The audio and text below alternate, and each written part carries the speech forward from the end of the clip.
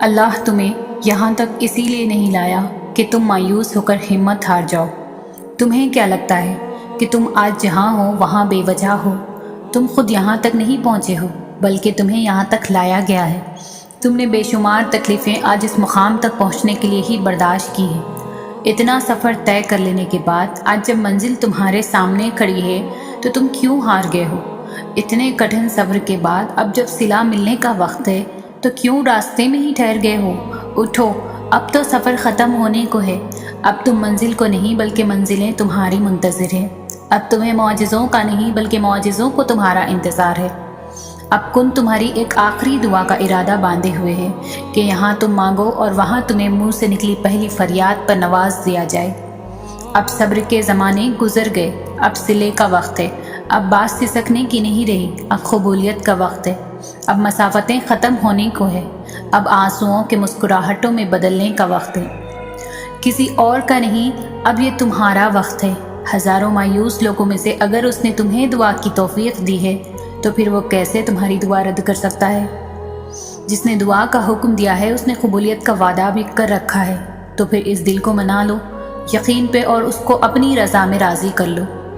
اگر اس نے راضی نہ ہونا ہوتا تو وہ تمہیں بھی کبھی منانے کا اشارہ نہ دیتا، اور وہ یقیناً تمہیں وہ سب دینے والا ہے جس کے لیے تم راتوں کو اٹھ اٹھ کر رویا کرتے تھے۔ کبھی کبھار بس ایک دعا ہی سب بدلنے کے لیے کافی ہوتی ہے، خاص طور پر تب جب کچھ بھی بدلنا دل کو ممکن نہیں لگتا۔ محبت اللہ کے کن کے سوا کسی اور کی محتاج نہیں ہوتی، تو پھر اسے لوگوں سے کیوں مانگتے ہو؟ کیوں ان کے پیچھے بھاگتے ہو جو تم سے دور بھاگتے ہیں؟ کیوں رابطوں کی فکر کرتے ہو؟ کیوں ہر در پر اس جھولی کو پھیلاتے ہو؟ محبت میں نہ اکتاہٹ ہوتی ہے اور نہ ہی اکساہٹ ہوتی ہے، پھر سامنے لاکھوں حسین چہرے ہی کیوں نہ آ جائیں، مگر دل ایک ہی چہرے کا پابند رہتا ہے، اور اس چہرے کی مسکراہٹ اور آنکھ کی نمی سے کبھی بھی انسان اکتاتا نہیں ہے۔ محبت عطا ہے جو ہر کسی کو نصیب نہیں ہوتی، اور نہ ہی تم کسی کو خود سے محبت کے لیے زبردستی اکسا سکتے ہو۔ جو تمہارا ہوتا ہے وہ ہزاروں کے آنے کے بعد بھی تمہارا ہی رہتا ہے، اور جو تمہارا نہیں ہوتا وہ کسی بھی قیمت پر تمہارا نہیں ہوتا۔ تو پھر خود سے یہ جنگ کیسی؟ جو تم سے محبت کرتا ہوگا وہ تمہیں کبھی بھی اس مرحلے پر لا کر نہیں کھڑا کرے گا جہاں تمہیں محبت اور عزت میں سے کسی ایک کا انتخاب کرنا پڑے، اور جس کو تم سے محبت نہیں ہوگی وہ تمہاری ذات کی تذلیل کے لیے ہر ممکن کوشش کرے گا، اور جسے ہے بہتر انتخاب ملے گا تمہیں چھوڑ جائے گا۔ محبت بھیک نہیں ہوتی کہ جھولی پھیلا کر انسانوں کے پیچھے در بدر بھاگا جائے۔ محبت بہت خوددار ہوتی ہے، جو اللہ کے سوا کسی کے سامنے اپنے خالی دامن سے پردہ نہیں ہٹاتی، اور محبت کرنے والے عزت کے پابند ہوتے ہیں۔ وہ بھلے محبت خزا کر بھی دیں، عزت فرض کی طرح ادا کرتے ہیں۔ جو کہتے ہیں محبت میں خاک ہو جانا چاہیے وہ غلط کہتے ہیں۔ خاک تو انسان صرف عشق میں ہوتا ہے، اور عشق اللہ کے سوا کسی سے نہیں ہو سکتا۔ محبت عشق سے بہت مختلف چیز ہے۔ مٹی مٹی ہو جانا نہیں بلکہ اس مٹی کو سمیٹ لینا محبت ہے۔ تو جو تمہیں سمیٹ لے بس وہی تمہاری محبت کا حقدار ہے۔ تو ایسا شخص تلاش کرو جس کو دیکھ کر صبر نہیں شکر کرو۔ اس شخص کے پیچھے مت بھاگو جو تکلیف دے کر اللہ تک لے کر جائے، بلکہ اس شخص کو تلاش کرو جو تمہیں محبت دے کر اپنے اللہ کی جانب لے چلے، جس کے سامنے عزت نفس کو قربان نہ کرنا پڑے۔ دعا چاہے دن کے اجالوں میں مانگی جائے یا رات کی سسکتی ہوئی خاموشی میں، دعا رو کر مانگی جائے یا مسکرا کر، دعا بارش کے دوران مانگی جائے یا تپتی ہوئی دھوپ میں سلگتے ہوئے ہاتھوں سے، دعا ہمیشہ قبول ہوتی ہے، بس انداز مختلف ہوتے ہیں۔ ضروری نہیں کہ کسی چیز کا مل جانا ہی دعا کی قبولیت ہے، بلکہ کسی چیز کا دور ہو جانا بھی دعا کی قبولیت ہے۔